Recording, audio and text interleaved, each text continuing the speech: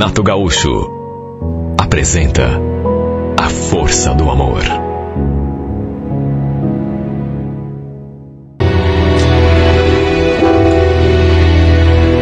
Será que eu sou bobo? Será que eu sou otário? Sabe, eu pergunto isso porque tem gente que sabe da minha história e acha que eu sou um mané. Só que, às vezes eu me sinto tão feliz que parece até que eu tô certo, que eu tô correto. Sinceramente, eu não sei. Só sei que quando meu amigo me chamou para ir àquele clube de dança, jamais imaginei que aquela noite fosse terminar daquele modo. Mas nem sonho. A prima desse meu amigo também estava lá. E olha, menina bonita. Depois que fomos apresentados, eu me encantei por ela. E a gente não parou mais de se paquerar. Aliás, eu e o Marcão ficamos dividindo a Janaína na hora de dançar. Ela dançava uma música com ele, outra comigo, depois a gente voltava pra mesa, depois era o Marcão que a pegava pela mão e os dois iam lá pro meio do salão. Sabe, eu gostei dela assim de saída, não vou negar. E juro, não me senti enciumado ou chateado por ver os dois dançando, porque eram primos. Lembro que pelas tantas o Marcão se aproximou de mim e me cutucou. E aí, Beto? O que achou da minha prima? Falei que tinha achado a menina bonita e que estava inclusive meio interessado. Mas aí ele me deu aquela cutucada assim. Ela também falou que gostou de você. Só que de repente a gente podia... Escuta, o que você acha da gente ir lá pra casa? Podemos passar num posto, pegar umas bebidas e fazer uma festinha. Hoje tá liberado, não tem ninguém lá em casa, é só a gente. Eu até estranhei porque ou eu não estava entendendo direito, ou ele estava propondo Como assim, Marcão? A gente faz uma festinha, mas você está dizendo nós três? Eu, você e ela? Ué, por que não? Vai amarelar? Olha, confesso que eu fiquei meio ressabiado. Até porque, sinceramente, eu não sabia se tinha entendido direito o que de fato o meu amigo estava propondo. Mesmo assim, topei na mesma hora. Pensei que ela fosse sentar ali no banco da frente quando a gente entrou no carro, mas ela foi ali atrás comigo. E nem bem entramos naquele carro e a gente já se atracou no maior beijo. Eu tomei a iniciativa. Sabe, estava um pouco alto, até porque já tinha bebido. Estava tão atraído por ela que a gente começou a se beijar e não parou mais. E não foi só beijo, não. Foi mão boba pra cá, mão boba pra lá, meu Deus. Eu nunca tinha sentido, para usar o português assim bem claro, tanto tesão por uma mulher. Juro por Deus. Eu lembro que a gente chegou na casa do Marcão, ele botou uma música pra tocar, perguntou se alguém queria tomar um banho. Olha, eu nunca imaginei que aquilo fosse acontecer, mesmo nessa altura do campeonato. Mas o fato é que, no fim, a gente acabou os três debaixo do chuveiro. Sinceramente, eu não imaginava. Mas foi exatamente isso que aconteceu e de uma maneira assim tão natural, talvez até por causa da bebida que a gente tinha tomado. Quando me dei conta, estávamos os três tomando banho. Sabe quando as coisas vão acontecendo assim e você quase que não se dá conta? Era apenas para nós dois termos entrado no chuveiro. Só que quando vi, o Marcão tinha entrado também. E estávamos nós três ali sem roupa dentro daquele box. E como ela não reclamou, deixou rolar, eu acabei não falando nada também. Olha, eu não tenho nem coragem de contar aqui nessa carta tudo o que se passou ali dentro daquele banheiro. Naquele box minúsculo. Basta dizer que foi a experiência mais doida da minha vida. Quando meu amigo me convidou para ir àquele clube de dança, Depois eu conheci a prima dele, mas nem nos meus melhores sonhos eu podia imaginar que tudo aquilo ia acontecer, que ia rolar até... Quer saber? Eu sempre tive essa fantasia, não nego. Sabe, fazer uma transa 3, só que na minha cabeça, em vez de uma mulher e 2 homens, seria o contrário, né? Na minha fantasia, havia 2 mulheres e um homem só, ou seja, eu. Mesmo assim, repito, foi uma coisa louca. O Marcão tinha pego o colchão lá no quarto dele e colocado ali no chão da sala. E o fato que a gente acabou adormecendo, os 3, ali naquele colchão. Quer dizer, quando acordei assim, de madrugada, estávamos apenas nós 2 ali, eu e a Janaína. Ele deve ter ido dormir o resto da noite lá no quarto. Ele estava nuazinha, do jeitinho que tinha vindo ao mundo. E o corpo dessa menina era tão lindo. Lembro que me levantei para beber um copo d'água. Aí ela despertou. Deve ter feito algum ruído e, quando me deitei de novo, ali ao lado dela, adivinha? A gente começou a se beijar, se alisar, até que no fim repetimos tudo de novo. E dessa vez adormecemos do jeito que terminamos. Que loucura, meu Deus. Até de manhã, depois que a gente acordou, a gente fez outra vez tudo aquilo que já tínhamos feito. Lá no box do banheiro, do chuveiro, ali naquele colchão e agora de novo. Olha, eu nunca tinha sentido tanta vontade de fazer amor com uma mulher. Pena que não deu pra gente se ver no domingo, porque ela falou que tinha um compromisso. Meu amigo, naturalmente, pediu que eu não comentasse nada com ninguém daquilo que tinha rolado ali, até para não acabar dando algum rolo com a família dele, ou com a família da Janaína. Imagine se eu ia falar. Até porque eu nem morava ali no bairro em que eles moravam, não conhecia ninguém, ainda menos a família da moça. Nós 2, eu e o Marcão, a gente trabalhava junto. E depois daquele acontecimento, eu vivia perguntando para ele da Janaína. Agora, o estranho é que ele se recusava a falar dela comigo. Como se, sei lá, ela tivesse pedido para ele não fazer isso, de repente, não sei. E o pior é que eu não conseguia parar de pensar nela. Não sei se era paixão, se era só desejo, vontade de repetir aquilo que tínhamos feito lá aquele dia. Até que um dia, isso quase 3 meses depois, eu acho, ele veio conversar comigo. E eu estranhei. Porque ele não falava dela, e quando eu tocava no assunto, ele... Só que nesse dia não, pelo contrário. Beto, seguinte, a Janaína, ela quer falar com você. Dá uma ligadinha pra ela nesse número aqui, ó.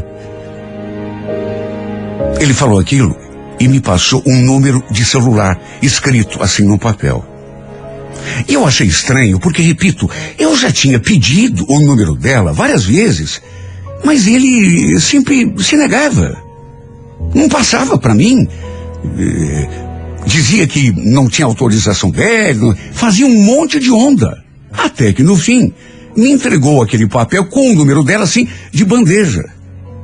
Liguei naquele mesmo dia. E senti até um friozinho na barriga quando ouvi a sua voz. Para resumir, marcamos um encontro para o final de semana, até porque ela falou que precisava conversar comigo, que tinha uma coisa para me contar. Juro, eu estava tão empolgado por saber que ia vê-la de novo. Quem sabe até acontecesse algo entre nós, pelo menos era a minha expectativa. E essa expectativa minha era tão grande, e eu fiquei tão entusiasmado, que nem cheguei a pensar em nada a respeito do que ela falou que tinha para me contar. Quando chegou no sábado, a gente se achou ali no terminal, e de saída, notei que ela estava estranha, estava assim meio séria, bem diferente de como estava naquele dia, quando a gente se conheceu. Juro, parecia até outra pessoa. Não sei se era preocupação, não sei se era, sei lá. Inclusive trocamos um beijo no rosto. Minha vontade era de beijar na boca, mas eu fiquei tão sem jeito, principalmente por aquele jeito dela. Perguntei como ela estava. Ela respondeu assim, que mais ou menos. Aí começou a mexer na bolsa, pegou um papel e me entregou, pedindo que eu desse uma olhada. No começo, juro, fiquei sem entender nada, mas peguei o papel na mão e olhei. Era um exame do posto de saúde que ela tinha entregue para que eu lesse. E olha, minha ficha demorou para cair, até porque eu não tinha pensado nisso. Mas, quando prestei mais atenção, percebi que era um teste de gravidez. Só podia, né? Eu devia ter imaginado. Olhei para ela, como que perguntando o que eu tinha a ver com aquele papel, no que ela imediatamente falou. Foi daquele dia. Daquilo que a gente fez aquele dia. Você tem certeza? Mas aquele dia a gente... Bom, você lembra, né? Você já mostrou esse papel pro Marcão? Ela fez que sim, assim, com a cabeça. Depois, começou a me dar explicações. Falou que não sabia o que tinha dado na cabeça para ter feito aquilo comigo e com ele ao mesmo tempo. Que tinha exagerado na bebida. Sabe, começou a se justificar, digamos assim. Eu fiquei só escutando, quando de repente ela começou a ficar assim meio desesperada, dizendo que não sabia o que ia fazer com aquela gravidez. Seus pais, se soubessem, ela estaria perdida. Segundo ela, depois daquela festinha que a gente fez, ela não tinha ficado com mais ninguém. E aí, do nada, começou a chorar. Eu então, assim, num gesto, abracei, para ver se ela se acalmava. E só de senti-la ali, nos meus braços, eu fui tomado, assim, de uma sensação tão gostosa. Eu estava gostando dessa menina. A verdade é essa. Sei que foi loucura o que fiz, mas, sabe, me deu uma coisa assim na cabeça, e no impulso, no meio daquele abraço, eu acabei falando aquela frase. Fica calma, Janaína. Fica calma, eu vou assumir esse filho que você está esperando. Ela olhou assim para mim, espantada. Sério? Mas e o meu pai? Você vai ter coragem de ir lá conversar com ele? Claro, por que não? Fica tranquila. A gente vai dar um jeito. Olha, nem eu mesmo acreditei que estivesse fazendo aquilo. Até porque, vamos convir, se ela tinha engravidado mesmo naquele dia, o filho podia ser tanto meu quanto do Marcão. Só que não me perguntem por quê. Eu falei assim que ia sumir. E falei com convicção. Não foi apenas para acalmá-la. Resumo. Fomos até sua casa naquele mesmo dia. Conversei com a família dela, inclusive inventamos que a gente estava namorando já fazia algum tempo. Mentira. O pai dela, naturalmente, não gostou nada de saber que ela estava grávida. Mas, como eu falei que iria assumir a criança, e a Janaína também, ele se acalmou um pouco. Depois também contei lá em casa, e a reação do meu pessoal não foi diferente, porque ninguém sabia que eu estava namorando, até porque não estava mesmo. Quando contei pro Marcão que a gente estava junto, que eu ia assumir a criança que ela esperava, ele não falou nada. Só ficou me olhando assim, com uma cara, sei lá. Mas deve ter pensado a mesma coisa que eu, que o filho podia ser dele também. O fato de os dois serem primos complicava ainda mais a situação. Sabe, naturalmente que eu passei a me sentir mal perto dele, por saber que ele também tinha transado com ela aquela noite. Principalmente porque com o tempo, com a convivência, aquela atração que eu sentia por ela foi aumentando e, como eu já disse, apesar de termos tido apenas aquele primeiro contato lá atrás, eu já estava gostando dela. E com a convivência, isso se intensificou. Olha, eu posso parecer até exagerado, até inconsequente, mas o fato é que eu acabei me apaixonando por essa mulher. E mesmo depois que o bebê nasceu, menininho lindo, maravilhoso, nunca botei em dúvida com ninguém, nem com ela, nem com ninguém, que o filho realmente não fosse meu. Para mim era meu e pronto. E sabe, o fato é que, depois de tudo que aconteceu, a gente tá junto esse tempo todo. Eu faço às vezes de pai dessa criança.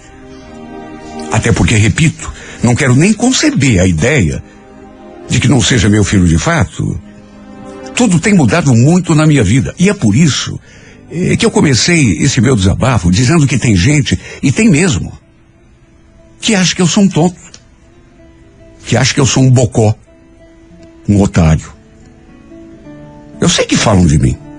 Gente da minha própria família, inclusive, porque a história acabou se espalhando, não sei como.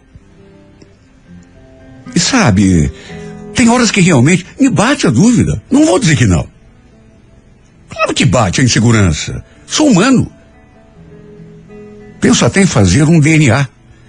Mas é que, ao mesmo tempo, eu fico me perguntando, será que eu não vou estragar tudo? Porque eu estou tão feliz ao lado da minha família. Essa família que é a mais improvável que eu poderia imaginar, mas que eu arranjei. Porque a gente está vivendo junto e bem. Que eu tenho medo de fazer esse exame e estragar tudo. Por isso que eu trato de deixar esse tipo de pensamento ruim de lado. Até hoje, ela se sente mal pelo que aconteceu no passado, naquela noite. E sabe, eu olho para o rosto dela e vejo que ela está sendo sincera. Por isso procuro deixar de lado o meu ciúme e a minha insegurança. E sabe, não tenho nenhuma vergonha em contar essa história aqui no rádio. Quando a conheci, ela não se comportou exatamente como uma mulher com quem você pensa se casar.